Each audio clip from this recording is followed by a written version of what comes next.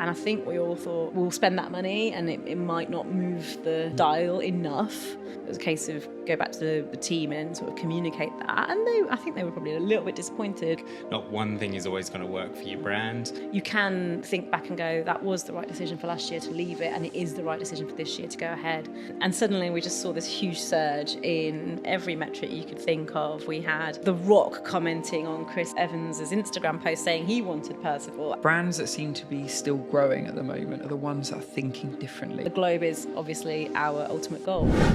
Hello, I'm Guljeet Samra. I'm from Percival Menswear, Chief Commercial Officer. Fast growth or high growth company that's got huge ambitions to change menswear basically. He literally was making his own Max. Acquisition's tough unless you've got lots and lots of money. If you want to hold events, they cost money. If you want to buy media, obviously it costs money. I've seen you guys have obviously done collabs before. We have Umbro, Slazenger, Champion. Last year we had Campari. You have to think about what makes sense to the customer. Welcome to episode 5 of CharleChats, the Ecommerce Podcast. My name's Nick. I'm the founder of Charle, a Shopify agency here in London, and I'm so excited to welcome you to our home for some very open, honest, and real conversations with some absolute A players in e-commerce right now. So, without further ado, let's do this.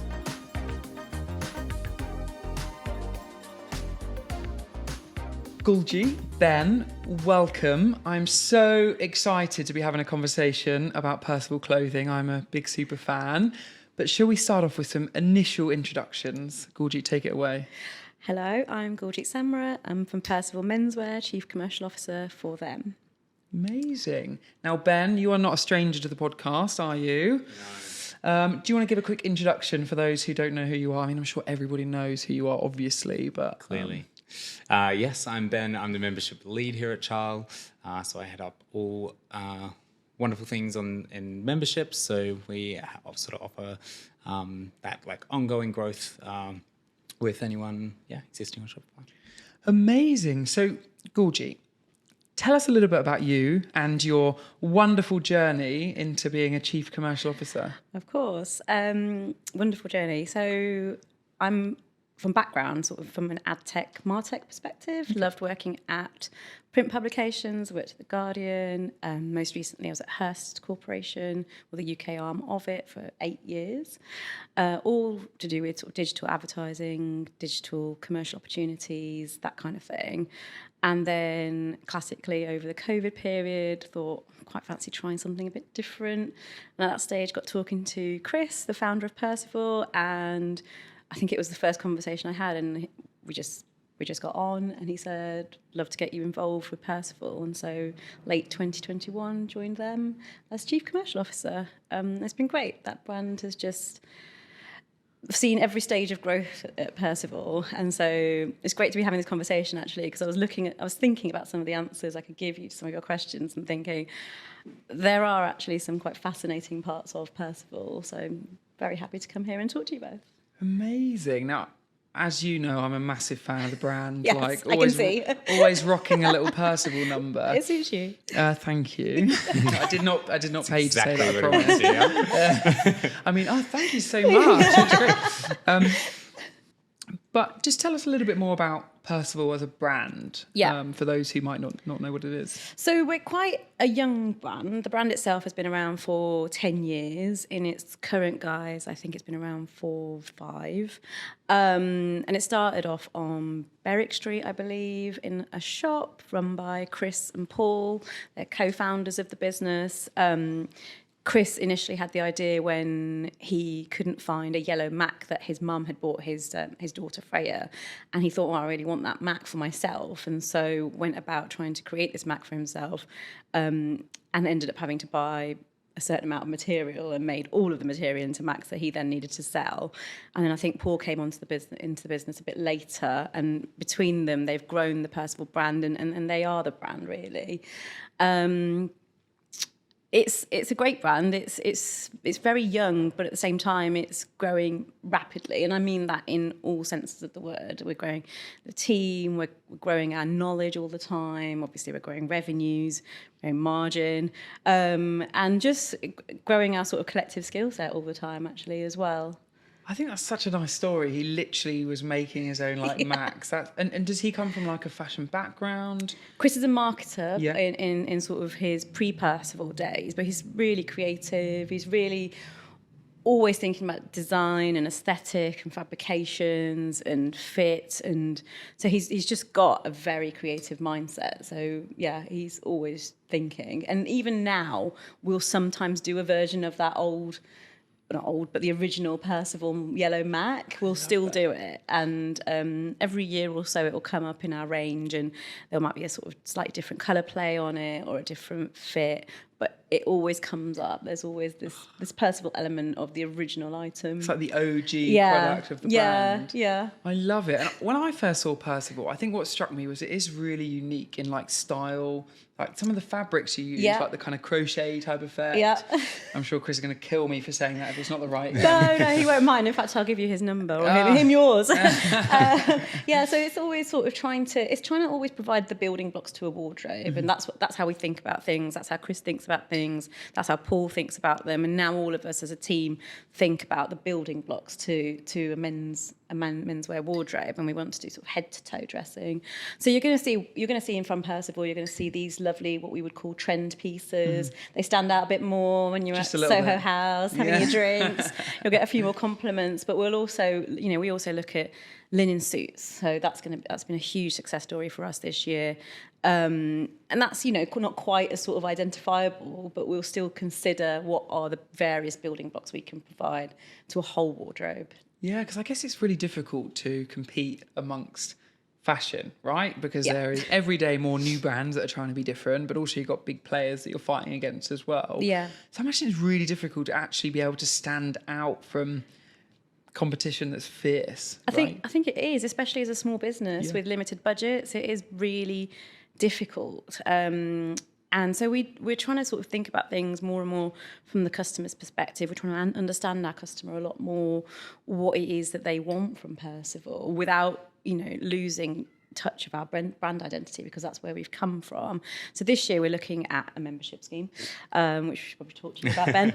And we're trying to always sort of extract knowledge and from our network, from different people we can be inspired by in every facet of the business, really. And then, Chris obviously does that from a design perspective. Paul does it from a fabrications perspective. But the sort of e-com team will do it from, we're going to launch membership and loyalty. Who can we speak to across the market? Who can help us? Because we are small, we've got finite budgets. So you've got to draw from every expert area that you can think of.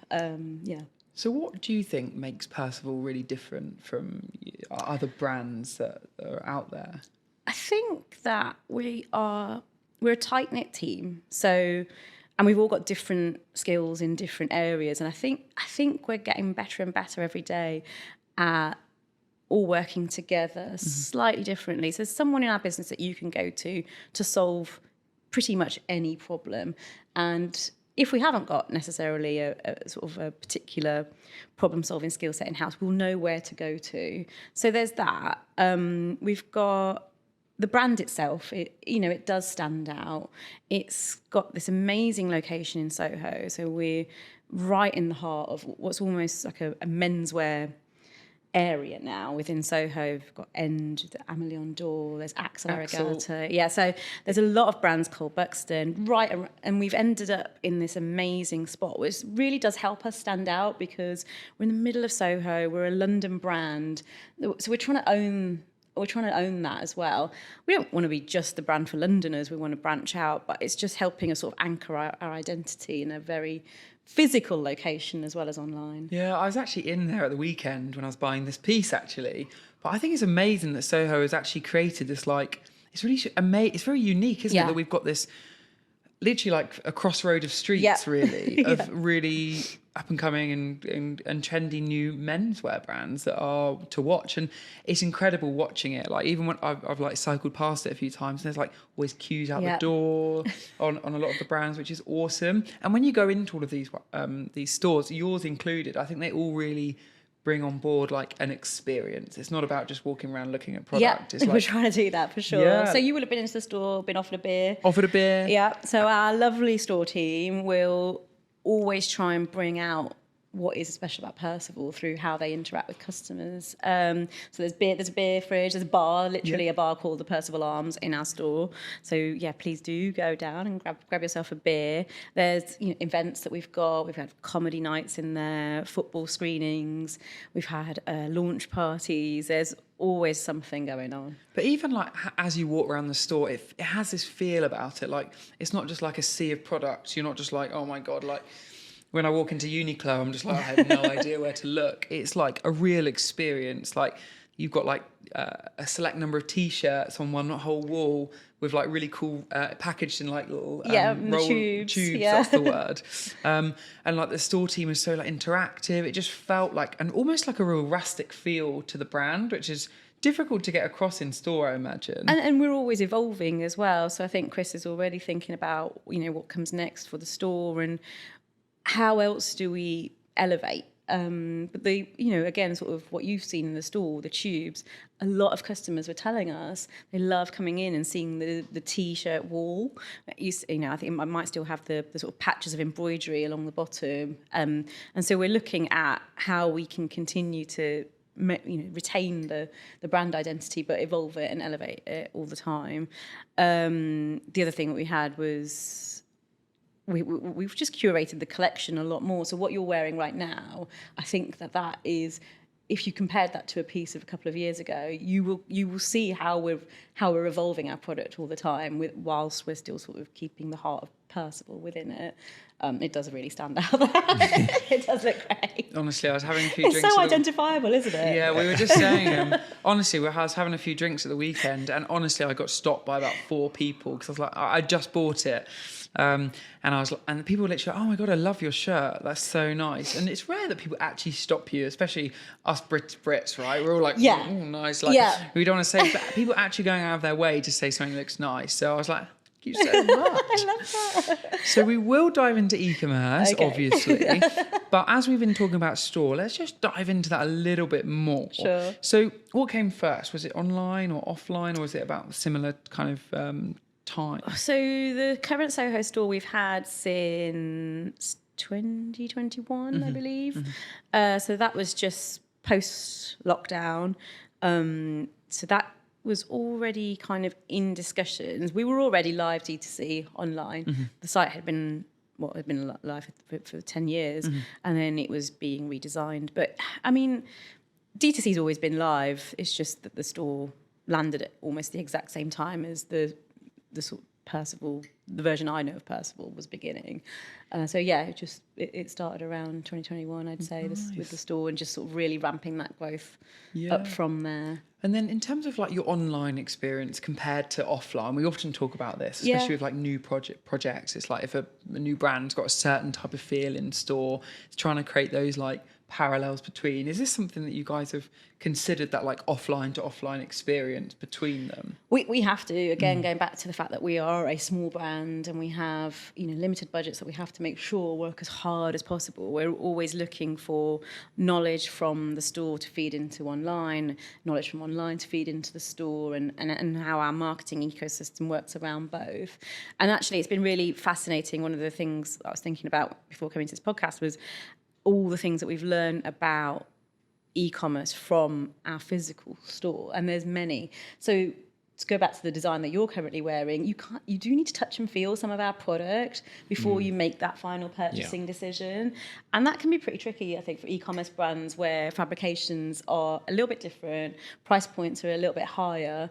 People need to touch and feel a product before they make that final leap into converting. So having the store there is part of both the brand awareness, project, if you like, as well as the conversion rate really, because you can go in, touch and feel, and then maybe you might go online to purchase. So there's the whole e-commerce ecosystem that exists around physical and online. And then there's the marketing ecosystem. So one of the things that we found this year has been with linen suits, which is one of our huge success stories. We've had GQ supporting our linen suits. So that's page 1 of Google. You're appearing there for linen suits.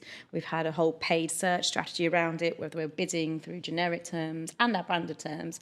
And then we've had a lot of people go into store because they've seen us on page 1 of Google. So they want to go in, touch and feel, try, because the suits are quite a personal thing. You want to make sure it feels just the way you want it to feel before you spend on it. And so we've had this online D2C as well as physical almost unity, I suppose, before we've had customers making their purchase in linen suits. And it's all working together. And then what customers say in store around the fit, around the tailoring, feeds into how we communicate that product online, how we shoot our e-com imagery, how we create video for our e-com imagery.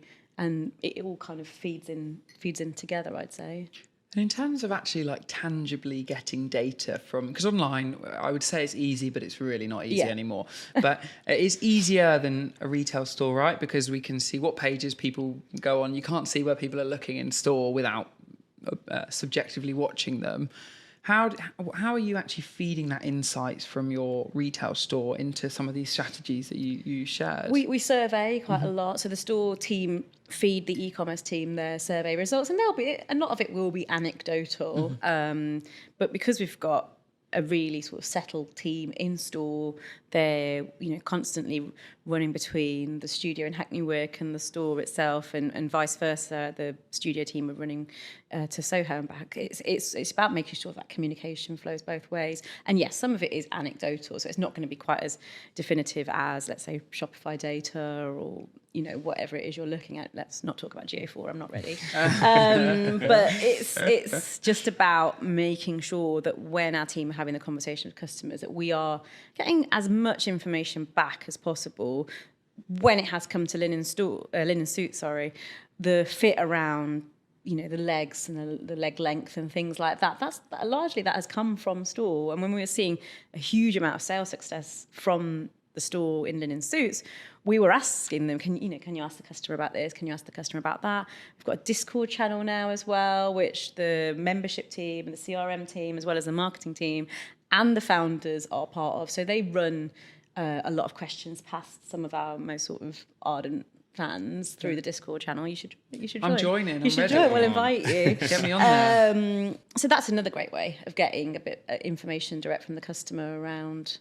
And I was just going to say, have you seen a shift in where that focus is since the stores opened, primarily trying to get people in store, where obviously, as you said, it's such a different experience to actually hold, touch, try on versus online, and has the shift gone there? Have you found you're kind of balancing that out? Has there been a bit of drop off online, or has having the store helped inspire the change online? I think having the store has helped inspire some of the change online. So, my head of ecom will now take his team down to the store, and spend a lot of time with the store team. Because if you think the ecom team are the online store keepers, if you like, and then we've got our store staff in the physical store. There's a lot of parallels and a lot of sharings that they can have. So I think they've got to work together. It goes back to being sort of a small growing business. I don't think one takes from the other necessarily. I think they feed the other. The store can be obviously at the behest of train strikes or the weather or something going on that will then stop people from going into the store. And having said that, the store can also be a huge indicator of where your success lies, like linen suits, for example, for us. So it can be both ways, and it's sort of almost sometimes you're thinking, hang on, what happened in the store today? Was there something going on that then contributed to the sort of, let's say a drop in sales because the weather was terrible? But it's actually over a longer period of time you're trying to measure their success. And our store in Soho has done phenomenally this year. We're so proud of them. Exciting. It would be daft of us as a studio team based in Hackney Wick not to look at the store and try and emulate their success. Because they're a huge part of our business, and now we are looking at a New York pop-up. So they managed to feed us information in many, many ways. So I don't know. I think that I don't think one cannibalizes the other. Gotcha. Yeah, I don't think that at all. That's great. So collecting data about customers in store is hard. Yeah. We know that. Now we see stores trying to do more of this, like collecting email addresses, accessing like loyalty in store and so on. Is this something that you guys are kind of jumping on or have plans to? Or We will be, yes. So with the Discord group and with our VIP WhatsApp group, our CRM manager, Tash, is in both of those. So she is very much staying close to the physical customer experience and the VIP experience. We'll be launching all of our initiatives in store as well. We were looking earlier in this year at Klarna in store and the tech and the sort of time it takes to get the tech up and running. It just sort of didn't get prioritised for us at that time. But that's constantly in the back of my mind, is how are we bringing to life some of the offering that we offer online in store as well. Yeah, because I think it's that we're seeing more of the like tech e-com companies trying to get a piece of the retail pudding in terms of like Shopify POS or things like Square POS systems and so on, where you're like having that one single point of view for the customer. Now, I always think it is difficult because I think it is quite obstructive, and when you're trying to pay for something, it's like when I go to Nike, they always want I literally get past the iPad and I've got like a massive form for my life story of like, God, my favourite colour is blue. I have a dog. I live in London. So now at the weekend I got asked to fill in my email for my receipt. Right. So obviously, I'm sure I'll be targeted in some way in that form. What's your view on like getting as much data from the customer in store so you can retarget? Do you think it's a bit? Yeah, I think it's a bit much, if I'm honest. If I'm going to the store, I want to be in and out. I don't want to be standing there filling in lots of information on an iPad. And I think what we've tried to do is reduce the burden on the customer when they come into the store. We want to give them a beer and have a nice time with them and sort of extract anecdotal feedback as opposed to quantifiable data at this stage anyway, just because that customer relationship is so important to us. So we're not quite asking them to fill in lots of information yet. We do want them to be informed about all the things that we've got coming up, customer events, and there's a lot of opportunity to get involved with the Percival community. So we want them also to be able to access that information because we want them to be part of our community. So I think it's about sort of balance on both sides, really. I'm not a fan personally of going into a store and filling in lots of information. I think it's a bit. I came in here to buy something and to leave rather than to give you everything. And it does feel like they're like, oh, do you want to get your receipt easily to your phone? I'm like, I feel like you've got another motive here. Especially in the midst of Soho, though. You travel in, you're in the city. Sometimes you just want to be in and out, get what you need, and be done. And I think it's up to brands to interpret different data points, whether that's your organic search or even your branded search, and how your Instagram community is growing or how people are responding to you on TikTok or different ways that they're sharing your content. You can, at this stage in our growth anyway, we can infer things from other data points. It doesn't all have to be about getting your whole life's journey mapped out from you when you come into our store. We want you to come back. Yeah. And sometimes it can be like death by data, can't it? You have so many points that you actually become paralysed by it, as opposed to, I love that you guys are actually like really listening to real customers, your own team members who are around observing these customers every single day, which you don't see within e-com only brands because they don't have that tangible insight to watching their customers in the wild, should I say, which I think is interesting. So that kind of brings me on to e-com. Okay. So let's open the can of e-com worms. Yes, absolutely. So let's just kind of start off with like acquisition, because fashion, we know that's a very big percentage of all e-com sales, right? We know that. How do you guys find competing within a broader, you've got a broad category, right? Menswear. Yeah. So that must be really difficult to target and acquire, especially with all of the things we've seen over recent years, iOS 14, GA4, tracking, etc., etc. Tell me about acquisition. It's tough, for sure. And lucky for Percival, we have got a great team that do think about every angle when it comes to acquisition. We're looking at acquisition right now, actually. It's a very hot topic for us. We're looking at how we can work with other brands to acquire customers, because we think that other brands will be facing similar sorts of challenges. And I think that that's a really important part, actually, of if lots of brands like Percival want to continue growing, is how can we work with other brands? That's a huge part of how we acquire customers. We have gone a bit nuts on collabs in the past, for sure. We're also always looking at new collab opportunities as well, and just trying to figure out what the right amount is to both help grow the brand and to help keep the team, sort of focused on our owned core product, which will always need to focus on, and our own brand, actually, and how the brand is growing. But acquisition's tough unless you've got lots and lots of money. It's tough, because if you want to hold events, they cost money, and if you want to engage customers that way, if you want to buy media, obviously it costs money, and so it's really hard. It is really hard, and so you have to think about creative new ways, and I don't just mean creative in a sort of a design and aesthetic perspective. I mean creative in how can we push CRM more to acquire customers? How can we work with other brands, as I mentioned?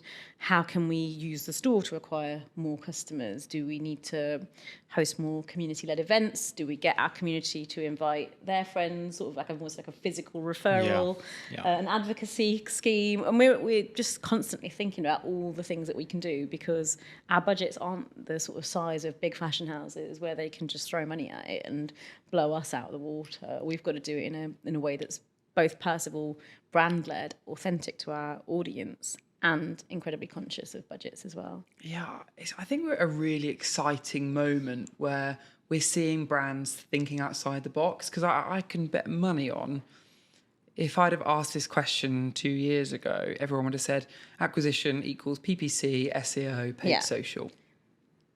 How else am I going to acquire customers, right? In terms of an e-com strategy. But I think it's really exciting.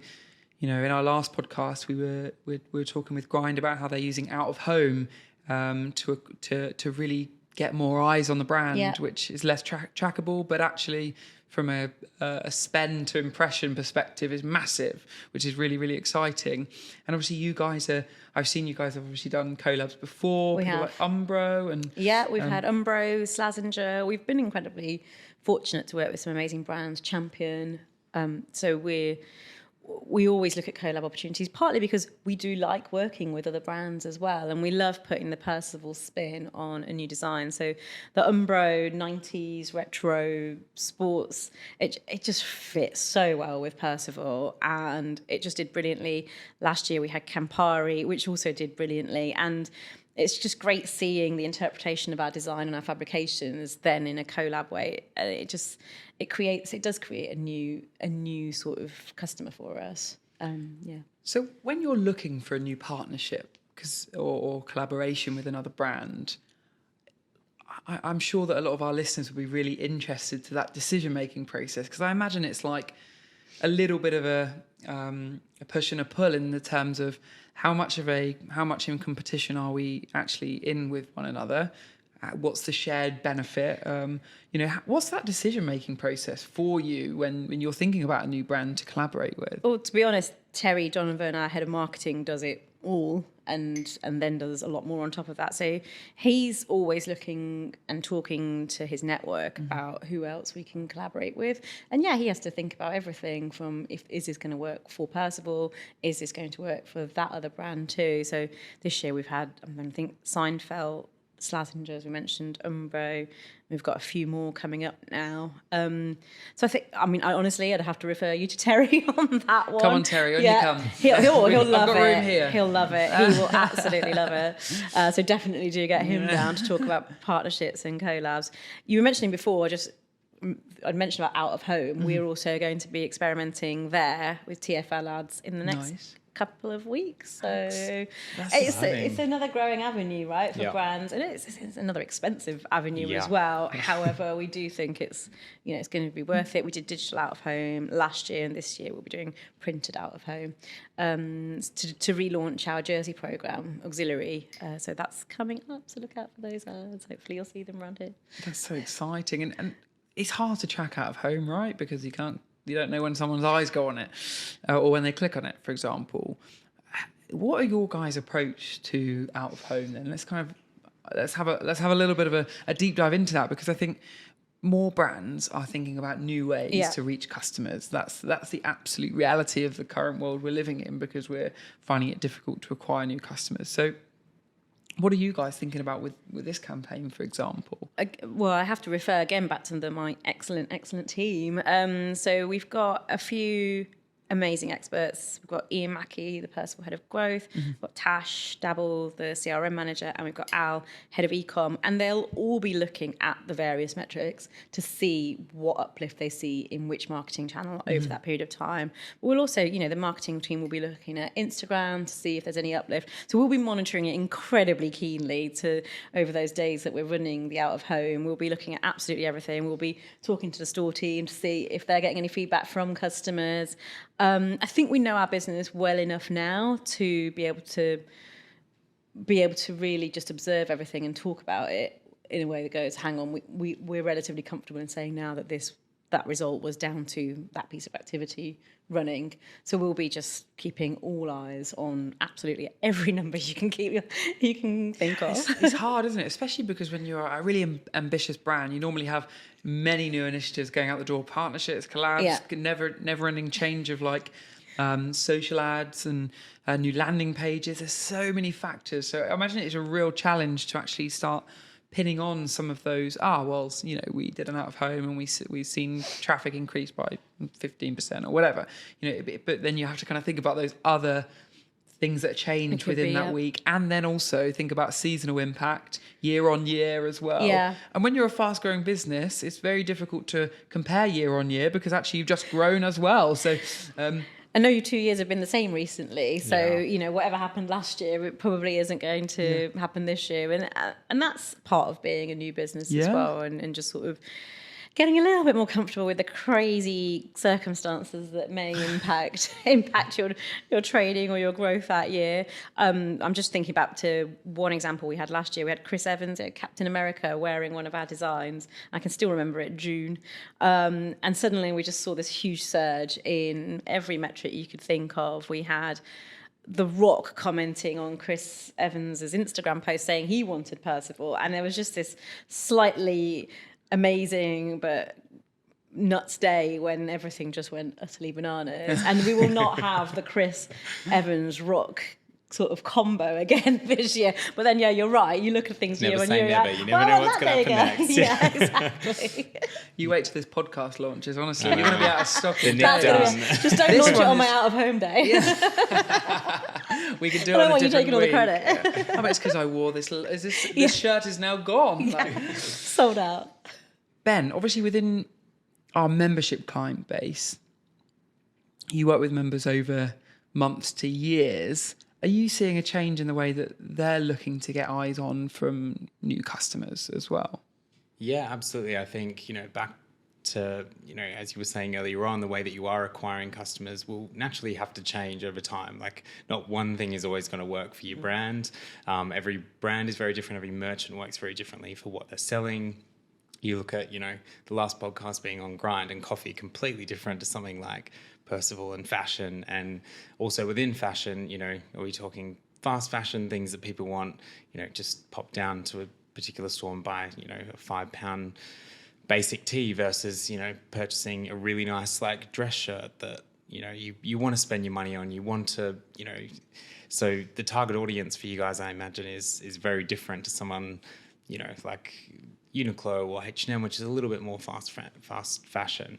But yeah, in terms of how we see our merchant base changing the way they acquire online, I think it's difficult because, again, every brand is really different for their approach, but the way that they're getting that tangible data to be able to go, okay, this is working really well, is our social channels, I'm sure, drive a lot more sales, as I imagine you guys would have had through, one little comment or tweet or whatever it be, drives masses of sales. So how do you then monetize off that and go, how are we going to further grow this? How are we going to get this out there more? Versus, some in-house in your store. are you acquiring that way and going again? Are you doing more events to go? Okay, pull in more people, get them involved in the Percival brand. I think it's a difficult question to answer because I don't think there's ever like the same rule across every brand, and I think there's no textbook things to these. It's finding what works for each brand and tailoring it to you. I think that's the fun of e-com, isn't it? Is actually every brand is so different. The cohort of customers that you've managed to attract eyes on and are interested in you is always very different between brands. So I think that's what, even just since doing this podcast and speaking to some leaders in this space, that's the one thing I've really noticed is brands that seem to be still growing at the moment are the ones that are thinking differently. They're not kind of going down the same route of like, how do we upspend this month, or how do we maximize the content that's going out the door? It's actually just trying to think of new angles to try and captivate a new audience, which I think is really interesting. So, Guljeet, Chief Commercial Officer. Yes. I would love to know what your day-to-day looks like. What's your role within Percival? I mean, it can be hugely varied, and it's certainly changed over the last 2 years. I mean, a day can look... Well, I don't think there is a standard day at Percival, which is, again, the sort of beauty of working at a fast growth or, high growth company that's got huge ambitions that wants to change menswear, basically. So there isn't really a standard day, but we've got our weekly meetings, our sort of trading catch-ups and things, and then we've got sort of real life issues that will get thrown in. Acquisition is certainly the current live one for sure, and thinking about different ways to deliver what we're delivering, which is, if you like, the basis of Percival, what we like to call our playbook, and then add more on top of that. And, by the way, the team isn't growing exponentially on top of that to sort of facilitate all the new things that we want to do. But we're always really trying to push ourselves. Like you said, there isn't sort of one playbook. There's always something different to try, something different to look at, different ideas to bounce off each other. We've got what I would call, I wouldn't say necessarily a settled team, but we've got like a real expert team. I'm deliberately not trying to use the word settled because I never want to take them for granted, but we've got a team of experts now who all really know the business well. And so there's a real, I think, like sort of a knitting together now that I'm into year 2, and then the sort of leadership team are all, I would say, Chris and Paul sort of accepted, but we're all into sort of our second, soon to be 3rd years of Percival. And so hopefully, this Black Friday will have learnt from last Black Friday and the one before on. A lot of my day-to-day is also looking at what the business challenges are and trying to advise on them. So my main responsibility in the business is to obviously grow revenue. But as with, I think, a lot of e-com businesses now, we're honing in quite heavily on things like margin, returns, AOV, customer lifetime value, what our organic CAC is, our blended CAC, our overall CAC, what impacts these key metrics, and trying to build commercial strategy around all of the metrics. And I'd have to talk about my team doing an amazing job in all of those metrics. So our paid media strategy now is constantly, margin is considered within that, AOV is considered within that. ROAS, obviously, we're also looking at how we grow our top of funnel audiences to sort of bring our CAC down as we proceed. So there's a lot of trying to support the team basically with their relevant strategies, whether that's e-com, CRM, our on-site work and personalization, a tech roadmap.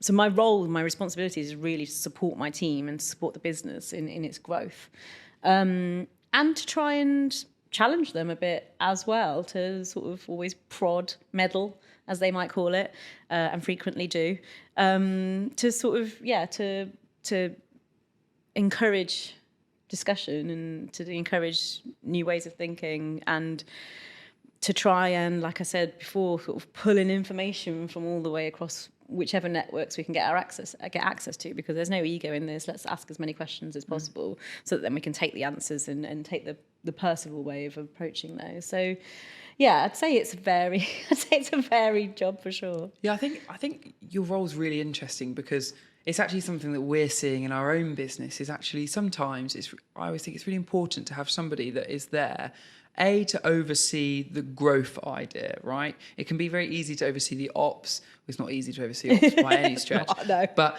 it can be easy to get very caught up in the next thing that you're facing in any business. But actually having a role that's like, right, how can we strategically leverage what we've already got to make sure that we are heading in that right direction and not getting so bogged down with every disaster and fire that you naturally face in business. We've even seen that in our own businesses with Ben in your role, really, in terms of actually taking a step back from direct customer relations and supporting your own team of account managers to serve our customers in the best way. Ben, is there kind of anything that you've seen in that transitional role that you're going through at the moment that you've seen in terms of like how that can lead to better outcomes when you've got somebody kind of sat there who's overseeing and having that bird's eye view of how a business is operating and ultimately performing? Yeah, I mean, I think you touched on it a little bit before, Nick, whereby it's very easy to get bogged down in the day-to-day and looking at the next thing. And, there's a lot of pressure. You come to busy peaks in the e-com world, like Black Friday comes up. It's carnage. Everyone's stressed on the lead up to that, the months on the lead up to that, or heading into Q4 wanting everything done ahead of. And there's only so much time in the day and only so much that one individual can get done. I think naturally it's quite easy to get wrapped up in that, not looking ahead, and then all of a sudden you've not really quite mapped out or planned out what is probably the best next steps for that brand or for a particular website with KPIs in mind. Yeah. So if we're thinking conversion, what are the core things we need to focus on for the next few months? It's all well and good to build out a beautiful landing page, but is it actually going to really help drive revenue? Probably not. Let's focus on, what's not working for you guys. And I think where I'm seeing that shift now is, I'm able to kind of look further ahead and go, okay, what are we working on now? What's the goals for each merchant? Are we hitting them? Are we getting the right understanding for each merchant? Hope that sense. So, Gorgie, I imagine a lot of your role is obviously when there's like a new idea, a new partnership, a new strategy, or something that you guys want to try out and challenge, it normally has a number by it, right? In terms of what it's going to cost. Yeah. And I'm guessing here, but I imagine that you have probably quite a big say on spending and for new initiatives for growth. So I'm really interested to understand what your decision-making process is when you're thinking about investing into a new partnership or maybe a new event or something, and making sure that it's going to come out bigger the other end. There's always a learning, a set of learnings, if you like, after something has happened. I think before we head into anything, it's quite a consultative team. So we've got Chris, as I mentioned, a founder, Paul, a co-founder. We've got Terry, our head of marketing. We've got Katie, our CFO, and then me. We all meet on a weekly basis, and there's always robust discussion about absolutely everything. And I think that's one of the things that's great about Percival is that the leadership team is all quite unified, and we'll definitely be able to sort of go back and forth on an idea and arrive at the right decision for that time, really. We've built this year, we've built in initiatives around US growth and a New York pop-up, as I mentioned. We've got the membership scheme, which we've invested in. We've invested in heavily in SEO now as well. And so all of those decisions were arrived at through a period of consultation. And, a lot of the things we're undertaking now were sort of decided upon last year. Those things obviously cost a lot of money. So we have to arrive at those decisions as a group. I think that Chris is always really good at pulling us all into a room and asking for our input, and ultimately he's got a goal he wants to achieve, but he always just wants to make sure that he's consulted with all of us. Something like US growth is expensive. It's going to cost us a lot by way of media and talent and events and even just getting out there, and sort of the costs of the shop to run with staff and things like that. So that decision was made last year, and already we're starting to think ahead into next year. And it's just about making sure that the teams, that we all are behind the decisions that are made, really, because we're all, really invested in the growth of the company. So it's just making sure that we've all sort of aligned, even if we might have reservations, and that's fine. And have we rationalised those out? And so we actually looked at US growth last year, and I think we all thought we'll spend that money and it might not move the dial enough in what was already a tricky trading period towards the end of last year. And I think that was also great because it was like, okay, well, we're going to have this conversation. And, you know, the team had already done a lot of work at that stage around thinking up a US plan. And after a while, we were all like, we're not sure this is the right time. No for 2022, yes for 2023. And then it was a case of go back to the team and sort of communicate that. And I think they were probably a little bit disappointed. But I think after a year's passed and they've had the chance to go at it again, and now it is going ahead and everyone's really behind it. Everyone's really setting it up for success. You know, there's a whole roster of meetings set up. There's a whole program of activity and events at the New York pop-up. There's a great location for the pop-up that Terry's found. There are wholesale relationships and discussions happening while the team are in New York. And suddenly it's like, okay, you can think back and go, that was the right decision for last year to leave it. And it is the right decision for this year to go ahead. So there's that sort of, again, it's like the learning muscle within the company continues to grow. And, you know, we continue to sort of flex it. And I don't know if that's maybe taking the muscle descriptor too far. It's like, I think it just get you a little Let's bit. keep going. Let's keep going. Like, what else have we got? So I think internationalization is such a it's marketed by tech companies as the easy next step to growth, but the reality I think is very different. You know, like things like Shopify Markets, which allows you to switch on a market. You can change your currency. You can have one store. Nothing else changes. Go live. Just create a new market. Easy.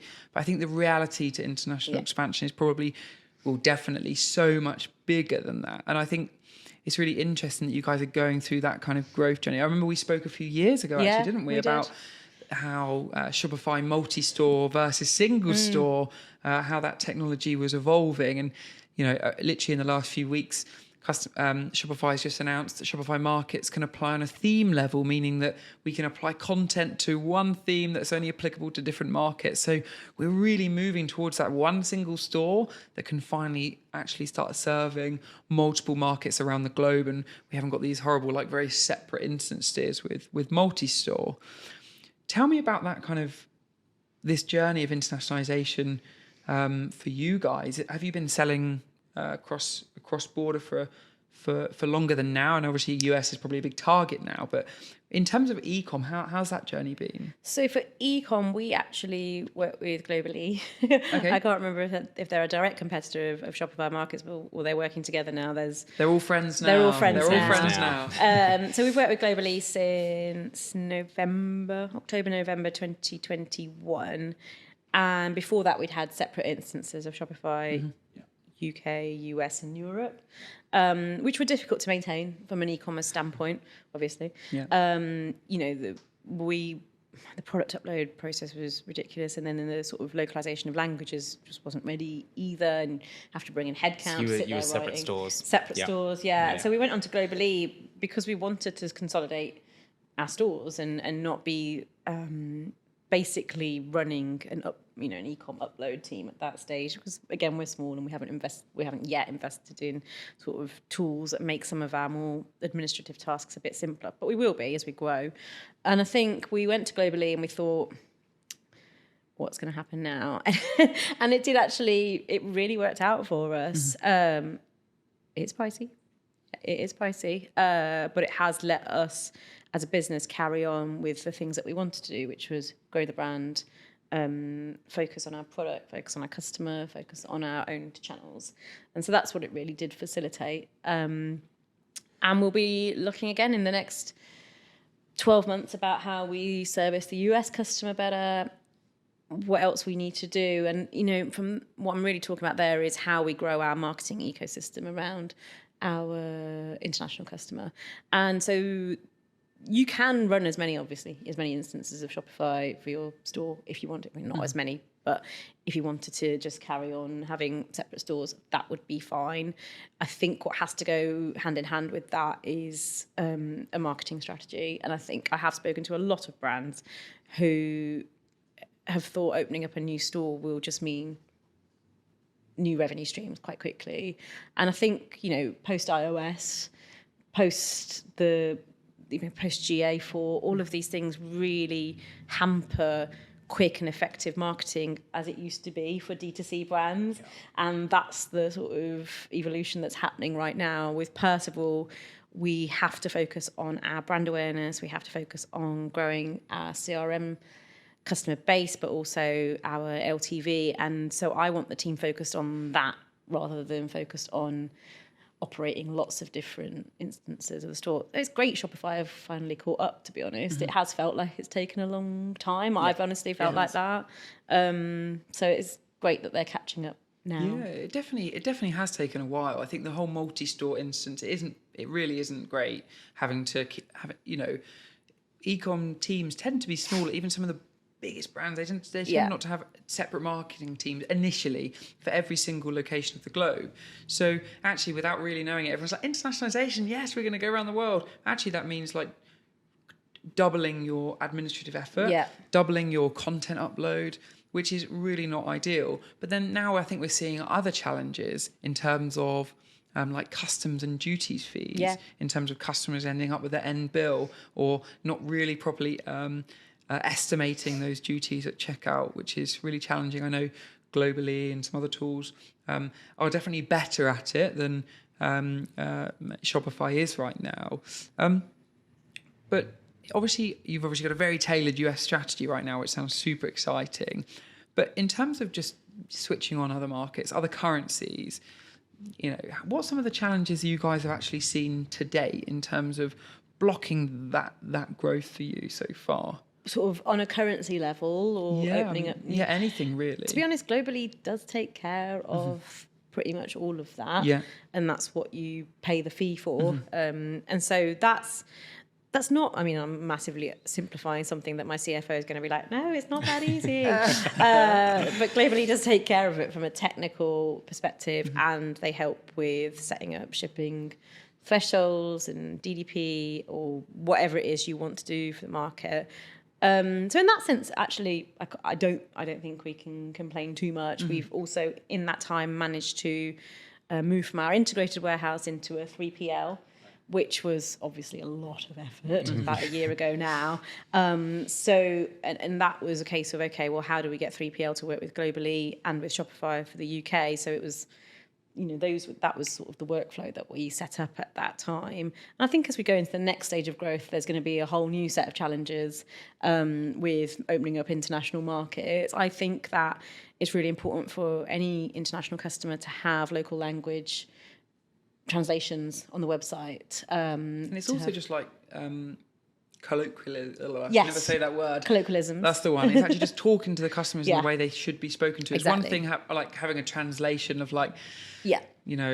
summer trends or whatever, but it might be completely foreign in the same language to other markets, right? Yeah, totally. And I think you have to think about what makes sense to the customer, and that in the US that applies at a state level, which was what Globally enabled us to speaking the language, local currency or payment methods that the US customers used to state by state, different couriers that they're used to state by state. So that was just the US, and we haven't even got into, let's think about somewhere like Dubai, where I think there's a lot of sort of cash on delivery received, and so that's a whole new area to think about, really. As Percival goes into more wholesale relationships, we're in Liberty at the moment, and there's active conversations with some other great wholesale partners. I think that's going to then mean we have to figure out how we look at internationalization again, because with some of the brands we're talking to, let's say Liberty as an example, a lot of tourists arrive in Liberty and will get their first view of a UK-based or a British brand through that wholesale relationship, and then they'll go home wherever it is they come from their holiday and potentially go there and shop from. So that's going to, I think, give us the next steer, if you like, of how to approach internationalization. Can't say that many times. Yeah, I think also you mentioned like the US as a big target for Percival. Yeah. Do you imagine the strategy to look something like, right, we're going to really focus on US now, and then we're going to focus on somewhere else, for example, or is it kind of more globalized than that? And actually, this is part of a wider view, and we're actually going to target a lot, but US is a big focus. I think, well, the UK remains our primary market, and we have not reached our full potential here yet. So there's a lot more to be done in the UK market. The US made a lot of sense to us because we were finding a lot of actors and people working in the creative industries were wearing us. And so there was a lot of alignment between the UK and the US, English speaking, similar shopping methods, that kind of thing. So that did make a lot of sense. I think we're just going through a prioritization process, if I'm honest. So the globe is obviously our ultimate goal, but we can't concentrate on absolutely everything all at the same time. Australia and the west coast of the US, seeing a lot of growth there now as well. And we're figuring out how we adapt our product strategy to meet the customer in the West Coast and Australia. And so even next year, I can already sort of see that we've got a slightly different approach to the international customer than we had at the beginning of this year. And it was very much US in January, and as we've gotten sort of 3/4 of the way through the year, we're thinking about, okay, West Coast US plus Australia, do we sort of group those together because there's a similar weather approach, there's similar climates at similar times of the year there. So can we be effective with our communication if we're focusing in on linens for Australian wedding seasons coming up and West Coast? Can we talk to the New York customer similarly to how we talk to the London customer? What are the differences? Because climate is probably a bit more aligned. I think my team were thinking about Mexico at some stage. I was like, I'm pretty sure it's just someone on holiday ordering us from Mexico. I don't think that's going to suddenly be our next growth market. You never know. I think also it can be very challenging in a ambitious growth focused team not to end up spreading your resource too thin, especially with internationalisation, right? As you mentioned, it can be easy to get really excited about what could look like a new emerging growth avenue for you. But actually it's look, this looks great and we definitely want to focus here. But right now we really want to do very well in this area. I know me with my probably very ADHD brain in terms of let's do this. I imagine I would find that really challenging to stay polar focused on but I can see growth over here. Let's go. Come on. I'm always wanting us to try new services and things. And the team are come on, we just got on top of what we're doing now. So I guess, do you see a lot of your role in terms of reining some of that strategic idea in? I think I'm probably the person who everybody else is reining we had you to do in. Diverts attention. I think my team have told me in the past that they sometimes just need to be given the room and the time to do the thing that they're doing, which I totally appreciate. Welcome to my life. Don't look at me like that, Ben. And I appreciate their honesty, for sure. So I think sometimes I'm the problem. I'm the problem. The problem people. But it's excitement, right? You see a potential avenue, you want to explore it. And I think what I'm learning at the moment is it's more to do with timing, and then do the sort of resources back up the ambition, because you could potentially be adding a heck of a lot of extra work on people who are already there. But similarly, are there things that we can stop doing to make room for new avenues we want to explore? So I think both sides of the coin is we could probably be a little bit more reflective about what we can stop doing. Sometimes you get on the treadmill and you're just not stopping because you've always done it, and before you know it, that's just become habit. And then it's well, how else do I make time for anything else if I and sometimes it's a case of going, okay, well, what do we get off the list so that we can make room for something else? That happens. Difficult, the bane of my life, the never-ending balance of resourcing. But fun too. The fun too, absolutely. Now you mentioned a little bit about logistics, 3PL, returns as well. Now it's something we don't actually talk a lot about in the e-com world, especially us as an agency. We're all focused on creating great on-site experiences, maximizing AOV, getting more people to convert. But sometimes we forget the really important bit is actually delivering the goods that we finally convince people to buy. Or after purchase. Or after purchase, absolutely.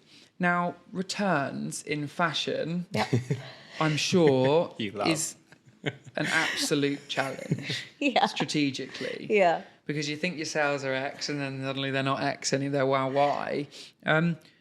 How do you guys even bake that into a strategy? Have an amazing CFO for a start. That's the answer, right? Yeah, it is. It's totally the answer. Well, totally the answer. Katie, she is. What we've got is a highly commercially minded CFO who will remind you of all the different ways to look at your business growth. And a huge factor for us is returns. It's not something we can get away from, as is margin, as is AOV, as is conversion rate, as are sessions to site. So it's always just keeping an eye on all of those metrics. But returns are a huge issue for the whole fashion industry, really. For Percival specifically, we're trying to think about returns from the customer's perspective again. So what are we seeing in our returns data that tells us why the customer sent it back? Is there feedback around sizing? Is there anything that we can do to adapt our on-site communication around a product? As always, anything we can do through social to inform and educate the customer as well as to how a garment was sourced, how it was designed, how it was produced, how it finally got to market. So there's always a thought process around communication, basically, when it comes to returns.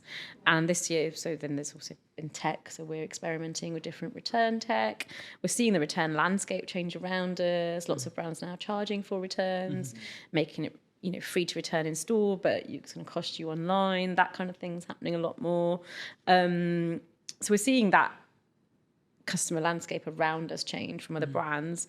And then for returns at Percival, we've got a few different work streams in play. Because you see like some fashion brands almost like want you to. It feels like they want you to over purchase, and then like ASOS, for example, your bag is like ready to go if you're returned, and it's almost like they're baking that in because they know you're going to keep something, but you're probably going to send some of it back. Yeah. I'm sure like fast fashion sees that a lot. Is this something that you guys have seen in your own strategies, that people are overbuying on purpose, or is it more in terms of feedback?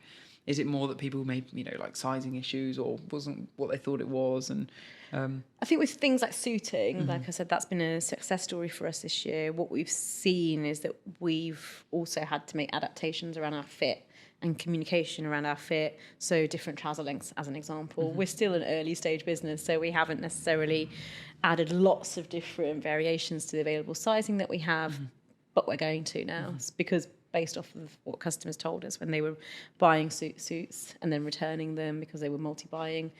A lot of it was around occasion dressing. So obviously the amount of weddings this year continues to be huge, and now we've got winter weddings and Australian weddings, and it's just the wedding season has really added, shall I say, to the sort of suiting trend, and especially in linens. But that's also then meant that we've got suits coming back for returns that we have to look at and find out what it is Percival needs to do there to meet the customer's needs when it comes to fit, description, the touch and feel of it, the experience in store. Fit and fabric, I imagine. Yeah.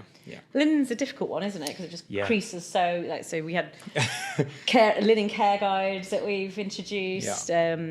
We've had in store again, sort of everything from how we show a suit to introduction of new fabrications like seersucker, which have then opened up different discussions around suiting and what contributes to return. So there's just there's an ever evolving, I'd say, thought process around returns. And we have, we're not the size of ASOS or Zara. These aren't.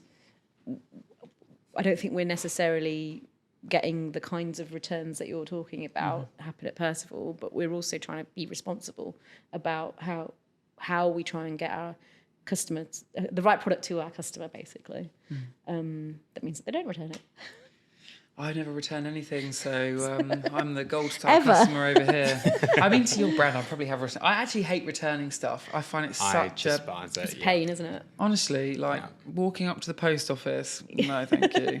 Like, I'm just not about that life. And like, I never have like scissors or sellotape, or I never have this stuff on his to own hand. couch over here. I'm just not about that life. I'm just not about this life. Like, I just want it to be right. So when it's not right, it's like a massive pain for me. So it probably makes me a good customer because it means that I think clothing as well. If you've gone to the effort of like purchasing something, especially for an event, you want it to fit right. You want to get that and not have to deal with returning and then buying something else that is right. Yeah, it is a pain. Yeah. I just never have the things I need. Like, I don't even have a printer. Like, when they say print out your returns label, I'm like, what am I going to do now? Go to the local printing shop? Like, we all know you won't be doing that. I definitely won't be doing that. Just not about that life. I'm not about that life. Just too glam for all that.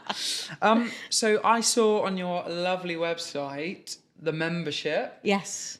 So I'm guessing this is a retention initiative. It is. Am I right or am I right? Yes. Tell us a little bit about retention strategy. Obviously, I know you've mentioned that acquisition has been a big focus, Yes. but it's, we know, hard. We want to get more people coming in one end and less people come out the other. So tell us about the Percival membership. So it launched, I think, June this year, and we've been thinking about membership for a long period of time. Mm-hmm. And in all honesty, it needed the right person in the business to launch it. And she is Tash, and she's done an amazing job of launching. Yes, Tash. And she really considered every part of the customer. Like, Tash is obsessed with the customer, so she's the voice of the customer in our business, and she's brilliant at it. So she really considered the launch of the membership through every single one of those customer journeys. And I'd say retention's been another, like linen suits retention has been a huge success for Percival this year. So we're doing a really good job at retaining the customers that we get. We're also sort of pivoting our strategy all the time. We want to, obviously have customers stay with us longer, be happy with the service that they get, both physically in the store and online. And so a lot of all the tactics that we've had sort of going through this year have been retention based. Everything from making sure that the warehouse has got all our brand directive and packing directive, and that they're all clear on what that is, so that the customer gets the product in the right condition, packaged the right way, and then the sort of consequent reviews that come to us are reflective of an excellent level of customer service. And then everything from Discord, our WhatsApp group, our whole CRM program, SMS, email, referral, that it's all, sort of woven together seamlessly. So it's very early days still, but we had really, really great results from the launch of the membership, and so there's more to come, I think, on that. I think it's going to be a really big part of our business next year, as we continue to hopefully grow the number of members in each of the groups and move them through and reward them and engage with them and have them be part of the Discord group and everything. And some of those rewards that you're offering through the membership, what do they look like at like different, I'm sure you've got maybe different tiers of customer, and what does that look like and what you can give them back? So we've got a points-based scheme, so they can accumulate points that they can spend over obviously key promos. We've also got a group of people who we will invite down for the money can't buy stuff that only Percival can give them access to. So come down to our store. We've got a comedy night happening in celebration of the Seinfeld collaboration, for example, and that had a range of comedians there that then our community could come and it was just a Percival comedy night, so they can come down. We'll go to New York, so we're sending out in advance of arriving in New York, we're sending out, I think, beer mats. So bring your beer mat down to the Percival Tavern, which will be at our pop-up, and you'll get a special discount. So again, the money can't buy stuff, but also involvement of the community. Yeah. So we're sort of sending out that communication as we speak. Can't remember if it's a bottle opener or a beer mat, but anyway, like a little Percival gift, basically, to try and encourage people to come down. And then we've got, Percival's got close relationships with sort of chefs, comedians, actors, and so we try and let the customers sort of be part of our other sort of community, if you like, which is our talent that we work with, that we're lucky to work with. So we're always trying to make available those money can't buy things so that people feel included as part of the Percival membership. That's really nice, isn't it? That actually, because we see so many loyalty schemes in the merchants we work with, and it can all be a bit samey, like, you get 2 points for every pound you spend, and you can get free delivery or you can get a discount off. So actually, like, trying to go beyond that to incentivize with things that are really nice, rather than just, to be honest, like, it is great to get discounts and all this, but you can get a bit lost amongst a sea of everybody doing the same thing. Yeah. When they're choosing to go after a brand that's maybe not one of the absolute mainstream go-to brands, then those smaller, more intimate type wins that you can really incentivize customers with, I'm sure pays itself dividend. Well, we're hoping so. Obviously, we'll be able to tell you more as the scheme evolves. And we are still offering, sort of points-based, like free delivery and a percentage off and things, and early access. So we are still doing all that stuff. We've just got to pull on all the other levers that Percival, that are unique to Percival, if you like, that we're really proud of, because we've got an amazing roster of talent that we have access to and who enjoy being part of Percival as well. So lucky for us. And then we've got, Chris will make himself available on the Discord channel so that customers can talk to him directly and give him direct feedback. That's quite a nice thing to have, I think, having customers be able to speak to the founder, the creative director, one-on-one, if you like, and then he sends out a letter sort of informing customers about things that are happening with the brand and events that we've had, and he's on the WhatsApp group. So he's really involved with it all, to be honest, with customers. I think it can be really easy to get very disjointed from your customer, especially as the brand grows bigger, right? And you get more layers to a team. It can be, I'm sure, from a brand side, very easy to get lost in your next target, the next growth lever. Actually, you're forgetting the one thing we're here to serve is the customer at the end of the day. We can get so lost in the tech of e-commerce and the next partner, the next feature, then the next channel we want to target and so on. So I think that's really amazing that you guys are still really bringing in that customer centricity from anecdotal real life people talking to you, rather than just going, well, we've got 4.5 stars reviews on this, so it must be great. That kind of like real life, well, this is really good, but I would like to see maybe this fit a little bit different. Yeah. I think I'm still right in saying that Chris reads every single Trustpilot review he's got, so he takes it all very much. But it is hard, especially, you guys have already got your store, which is great because you get to see customers coming in, but then brands that don't have that, you've really got to listen to every small little sign, like even if your bounce rate is dropping a little bit or traffic's dropping, it can sometimes be those smaller statistical signs that can paint a bigger picture of actually what's going on. Otherwise, how on earth do you really know what people are thinking? Yeah. Because they normally talk by not buying, right? Exactly. In terms of customer centricity, so you mentioned Tash and your team is like really obsessed with the customer journey. So I'm sure she'd get on really well with our team as we obsess over, those customer flows throughout different life cycles of a customer. What are some of the kind of like real strong considerations that you guys are always focusing on site, if you like, making sure you like delivering brand so I don't want to put answers into your mouth, but what from a customer's perspective? Yeah. So what kind of like customer experience things with e-com is really important to the Percival brand? I think having a site that flows really well, and I've been spending sort of a decent amount of time researching other brands, and you do start to look at the difference between, say, your own website and other brands' websites, and I think it's important to look at what excellence looks like. So we've been really impressed with Represent's website recently. It's incredible, and I think I'm not sort of trying to deflect the answer and say Percival, but I am looking at other brands that are doing a really good job of it. So Represent has been amazing. I think Pangaya's amazing.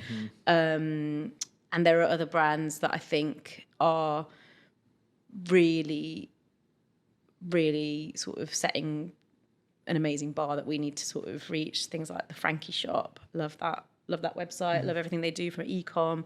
Love the way that they shoot their product in sort of a UGC style way. And so it's taking something from all of these amazing brands who are really setting a new level of excellence in e-com when it comes to customer centricity and figuring out, okay, well, what's the Percival way of achieving that? And I think Al, my head of e-com, he's just got this rolling, incredibly detailed, long roadmap of constant enhancements that we're trying to make.